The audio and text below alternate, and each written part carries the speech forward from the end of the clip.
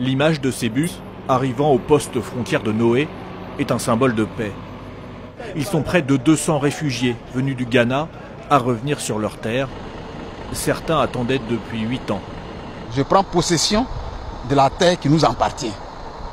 C'est une communion, si vous voulez, entre le sol qui m'a vu naître et moi, après 9 ans.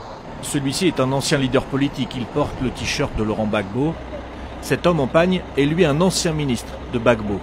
Et leur retour est un symbole fort.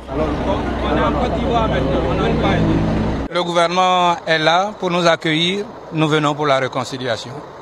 Les autorités les ont accueillis. Le sous-préfet se fondant même d'un message de bienvenue. Sur ce, que le Seigneur vous accompagne et que Dieu bénisse la Côte d'Ivoire. Direction Abidjan, leur capitale. Depuis l'acquittement de Laurent Gbagbo devant la CPI, la réconciliation est devenue concrète pour eux. La fuite après la crise post-électorale en 2011 n'est plus qu'un souvenir. Il est l'un de ceux-là qui ont impulsé, qui encouragent la réconciliation. Et il est donc normal qu'on vienne pour dire à tout le monde que vraiment il y a un temps pour faire les palabres et il y a un temps pour faire la paix.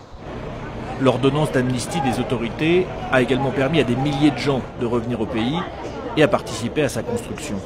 Je pense que lorsque vous avez des ministres, lorsque vous avez des anciens députés qui effectivement décident de revenir en Côte d'Ivoire, c'est que ces personnes sont dans une posture différente.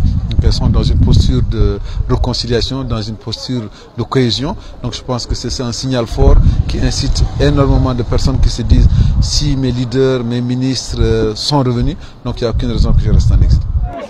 Tous ceux-là ont retrouvé leurs familles et d'autres militants. Et beaucoup d'entre eux espèrent aujourd'hui refaire de la politique dans un climat apaisé avant les prochaines échéances électorales ivoiriennes, présidentielles de 2020 en tête.